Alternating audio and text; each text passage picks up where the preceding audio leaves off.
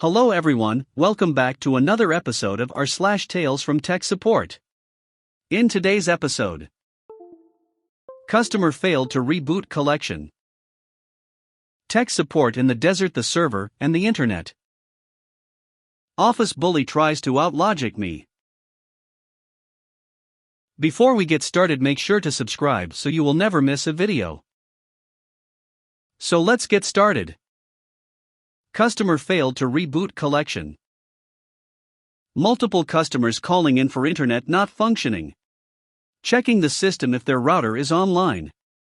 It isn't. Told the customer so and asked them to go through the routine procedure with me, which is checking if the cable are actually correctly connected, LED status, the end device he wants to be connected to ECT.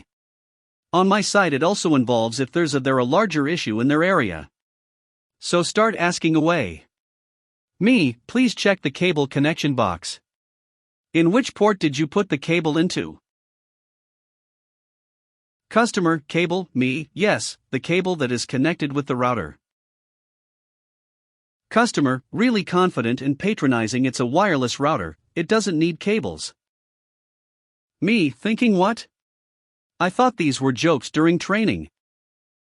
Sir, that's correct. At the same time, your router still needs to receive the signal first and won't get it without having a connection to the connection box that's mounted to the wall. Please check the box for the correct cable. There is also a pictured instruction included. I will walk you to the process of con-dash. Customer, why do I need a cable when it's wireless internet?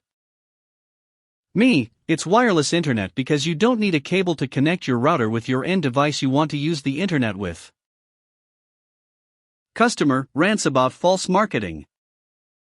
Me, please sir, I am here to help you getting your device online.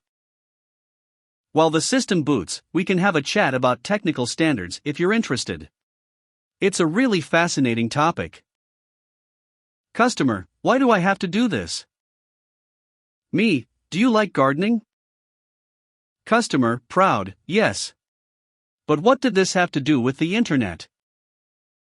Me, imagine the internet is your water supply and you want to water your plants. The hose is the cable, the plant's your end device. The water is wireless when it exits your hose, but up to that point, you still need the hose to disperse the signal, which is the water. Customer was quiet for a moment and then responded with, so, which one is the correct hose? Had some variation of this thing. The cherry on top was the person that just pulled out the router out of the box and set it up. Called in for not having internet. I was already aware of DAUs, dumpster and Zinnemender user, the German equivalent to loser, so I started with the whole cable story right away. Karen Eva, Kavina plus Karen, dug into me with how I can say something so stupid when it's obvious it's wireless tech. I interrupted her rant. I am rude, I know. But I am not the person that accepts my AHT getting burnt by ruder person by saying, Mom, you're right, it's tech.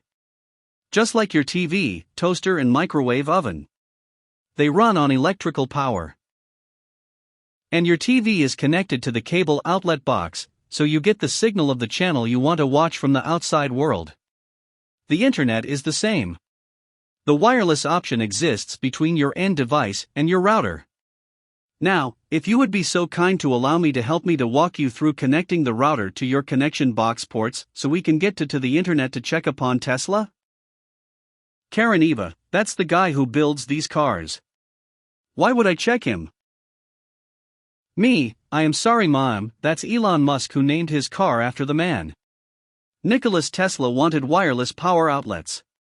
He got mocked by Edison who implemented wired electricity. We can blame him, if you want. Because I think the idea of not having to deal with all these cables in my apartment very appeasing. Now, is the box where the router came in still within reach? Note, Karen Eva agreed to my sentiment and told me, that was actually her way of thinking when she heard wireless. I told her at least she has ONE cable less with that thing. She went full wireless LAN, and was very happy to get some tips on the way with that. Last one, there is still more LOL, since this was getting longer than expected. 2 incidents, really. Some lady called in.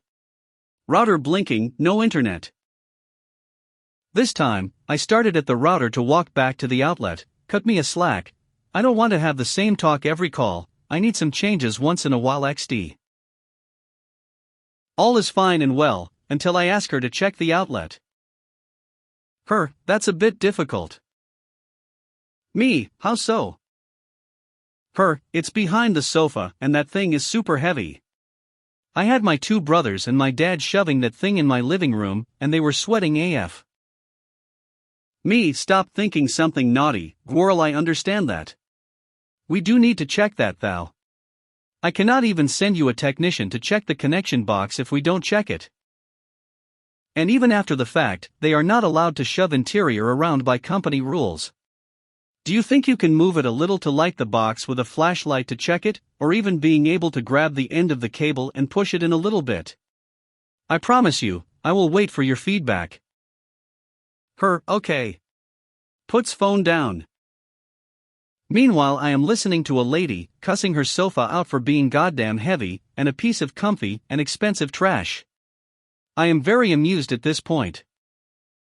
Her gets back to the phone, heavy breathing. Listen, you won't believe this. Me, what happened? Her, I wasn't here for the whole day. And when I left this morning, I still had a connection.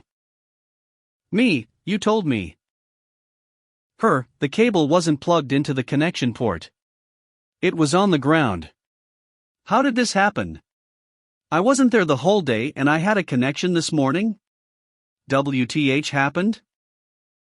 Me, did you put it back? Her, yes. And it's working again. I am so spooked now. Me, it's probably nothing serious. Maybe it wasn't fully plugged in. Meanwhile, I am thinking of all the threads in r/let's not meet where people lived in walls, or all the paranormal threads in r/ask Reddit. A couple months later I get this annoyed lady who tells the story of her internet being on and off most of the time, continuously losing connection, and a very bad Wi-Fi. I walk her through the steps again, starting with the router. Yes XD. All fine, until we are about to check the connection outlet, she suddenly refuses. She has guests over, and they are sitting on the sofa. The connection box is right behind the sofa. I cheerfully tell her the story of this other lady. Her, stop taking me for a ride. You just pulled that story out of thin air. Me, I could never come up with something like that. I think it's very rude to lie to a customer, even if it's for a weird story. We really need to have a short look on that outlet so I gather all information needed if I have to send you a technician to fix the problem. Her, there are 8 people sitting on that sofa. I just don't want them standing around while I pull that large and heavy sofa so I can check what's behind. At this point, I assume she is concerned about being seen as a bad host that disturbs her guests' comfort for something so small. Me, Mom, excuse me if I appear to be rude now. I think your guests won't be too concerned or holding a grudge for too long if you have them stand for a short moment. Especially with such a considerate and kind host like you. Her, you're smooth as butter, you know that? Me, I am just telling the truth, Ma'am. I am obliged by my own principles, to be honest. There was a short silence in the line. Her, out of nowhere, no way. Me, I was correct, wasn't it? Her, yes. I really thought you'd take me for a ride after telling that story. But no, we just plugged the cable back into the connection port. What? Me, that's good, but I meant your guests happily giving up their comfort to their considerate host for a moment or two. Her, that too. I stop here cause it's too long, lol. If you want more, just ask me, smiley face. Tech support in the desert, the server, and the internet. Hi TFTS. A few years ago I wrote some tales from my time in Central Africa. Tech support in the swamp, communications, computers, and the generator. Since then I've spent about half my time back home in the UK, and the other half in the Middle East, managing the logistics department for an organization that provides aid to one of the conflict-affected countries in the region. And I think I have another tale to tell. It was the summer of 2018, and everything was normal. I'd been back from the swamp for a couple of years, found a safe job in an office in town, got married, and found a nice little flat to live in. But nothing lasts forever. My big projects at work were starting to wrap up, and HR were revving up their engines to start moving people into different business units. I should take a short-term contract in the field. I suggested 6 months maybe. It'd be somewhere nice, you can visit regularly, we'll see the tourist hotspots and save money on flights, 'cause I'll be working there. So I arrived in the beige, dry, hilly where I'd spend the next 2 years, working remotely with a handful of procurement staff, and an ITC assistant on a war in the neighboring country. The server. All of our live documents and archives were stored on Dropbox accounts, one for the east of the country, which had been set up by a former member of staff, who was still paying for it, and one for the west. I never did figure out who owned that one. Everyone in the capital had access to both accounts. Staff in the east only had access to the east, and staff in the west didn't have access to either, but a small support team in a third country managed that for them. For some reason, any documents that needed to be shared between all bases were stored on the west Dropbox, the one which fewest people used, and which we had least certainty about whether we'd still have access to it tomorrow. This seemed like as good a place as any to start upgrading our technology. The IT assistant's job description said something like make sure we have Wi-Fi and fix the photocopier if it breaks, but I figured if the same person wrote that, who signed off on the Dropbox, they probably hadn't tested his IT knowledge in much detail. Turned out, I was right. His English wasn't great, and my Arabic is close to non-existent, but he obviously knew a lot more than I do about IT, and he was super motivated to take on additional responsibilities, with a view to getting promoted, to support his young family. Let's call him Abed. And at around the same time, the guy who was paying for the East Dropbox applied for a job in the capital. Let's call him Winston. I hired Winston with a view to overhauling all of our systems, whether technology or procedural. Abed was keen to set up a physical server in the capital office, but hadn't been able to justify it to management. I tasked him with writing up a business case for it, with some support, which was approved.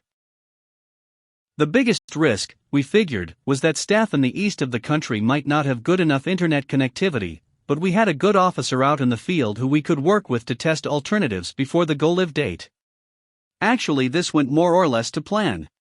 It wasn't possible to sync with the server from the field, but nor was it possible to have a reliable one-on-one Skype call, and they could connect via VPN to access what they needed. All the files were transferred over on a weekend, giving us an identical clone of the old Dropbox. Not everything went smoothly. I hired an intern to consolidate all the files into one place. This took a long time. Actually, I'm not sure if she's finished yet. Surprisingly, we had more issues in the capital and the west than the east. In the capital, we decided to primarily use the server's sync function, rather than the website or VPN. Everything was fine for about 24 hours. The Benito conflict. Benito worked in our finance department. He'd arrived fresh from a short stint in a war zone somewhere in West Africa, and was looking forward to the comparative normalcy of an office job. Benito didn't speak much English, and he worked hard, for long hours. Perhaps that's why, at some point on day 2, we started to notice duplicate files in the server, all of them with the text Benito's conflicted copy. At first just 1 or 2, but soon there were conflicted copies of pretty much everything, and they were more up to date than the original files. I think for a couple of days, before we came up with a solution, everyone was working with Benito's conflicted files. Everyone in the capital, at least. The team in the east hadn't had any problems with their files, presumably because they were accessing everything over the VPN. So we switched everyone onto VPN and the problem went away. That is, until about 2 weeks ago. I asked one of my former colleagues to send over a copy of a file I needed, and there it was, Logistics Department's conflicted copy. Network connection problems. With the capital office up and running on one system, the archives gradually consolidating, and the Benito conflict resolved, we turned our attention to the field. Abed and Winston had worked together on an IT upgrade plan for the whole country, considering hardware needs on each base, what ISPs were operating in the local markets, and making a decent effort to work out which ones were shell companies. To wider contextual challenges, there was a rumor, which I don't think was ever substantiated, that a neighboring country's military was jamming the internet over a wide area. They'd used this to develop a detailed dossier of tendering documents, with clear specifications and technical evaluations, and a pricing structure based on service levels. And they'd done this in time to evaluate our options before the current contracts expired. This generated some complaints from the field offices. To some extent this was just general bellyaching about change. To some extent it was a misguided effort to minimize spending. These new contracts will be more expensive, came the complaint. The funds all ultimately come from the same central source and don't necessarily impact on a base manager's local budget, so I've never fully understood this. So we pushed ahead, making sure field teams understood that the funding was there, and the results would be great. And they were. The first base, a one-horse town between 2 or 3 front lines, and a stone's throw from a very well-known conflict hotspot, was connected in mid-2019. Group Skype calls between budget holders, project managers, and support staff became common. Disconnections became rare. Information became accessible. And the war became closer. A lot closer. We had to evacuate the base in late 2019, taking as many assets as possible with us. Base 2 came online a little later, and being further from the fighting, stayed online. One piece of hardware we'd used on Base 1 wasn't licensed for use on Base 2, and there were unpublished caps on what an ISP could charge. The latter was essential to protect local companies from outside competition. The former is probably because the local authorities couldn't intercept data from that particular piece of tech. Anyway, we found all that out a little late, probably due to miscommunication, in part due to the poor quality internet on Base 2. There were some threats of legal action, but with a bit of wrangling we made the necessary changes and avoided getting any fines, or worse. The support unit in the neighboring country was a little more complicated. We were on a short-term lease in a building we didn't expect to stay in permanently, so it wasn't worth investing in much hardware, so connection speeds were limited, and getting anything off the server using the VPN was very slow. To solve that, Winston set up a Dropbox. I'm not actually sure if this was the original one that synced with the server behind the scenes, so while there might be a delay in documents becoming available, i.e. an overnight delay, once they were on there the support team had easy access. There's no punchline to this story. The work is still going on, but I've moved home to the UK. Abed is still there. He's been promoted twice, and he's hiring his own team of assistants. Winston designed a database so the capital, the field offices, and HQ could all have visibility of our data, then took over logistics for the west of the country and carried on making improvements. And the organization hired a systems manager to work out what comes next. Office bully tries to outlogic me. About 20 years ago, I worked in the IT department of a national logistics company in my country. There were 3 of us techs and an IT manager in the IT department. And Derek, me and manager. One of the office women, Karen, who liked to bully everyone until she got them to do what she wanted, was covering for the receptionist for the afternoon. Manager, whose office was next door to our IT office, was out and phone calls were coming in for him, through reception. So acting receptionist Karen called our office and wanted to put his calls through to our phone because manager was out. I told her to please put them through to his phone so the caller can leave a voicemail for him. Simple enough, you'd think. Keep in mind, our phone was for tech support, and we were busy looking after several issues. Karen insisted I take manager's calls, and after a few attempts to explain that we were too busy, I tire of the conversation, tell her I'm too busy for this, and hang up. And gasps because she knows Karen a lot longer than me, having worked here for 10 years, me only 1, and says that Karen doesn't take no for an answer. Well, sure enough, Karen immediately marches into our office to reprimand me in front of my colleagues. She starts by telling me I should do what she says. I tell her she's not my boss, so no, I don't take orders from the receptionist. She get more angry, because it's true and her imaginary authority has now been challenged. She then demands I answer my manager's calls because that's your job. I reply it's not my job. She claims it is because I'm an IT tech and he is my manager, and I tell her it's definitely not my job for several reasons. Nowhere in my job description does it say I should take my manager's calls. That's why we have voicemail, and he'd been using his happily up to now.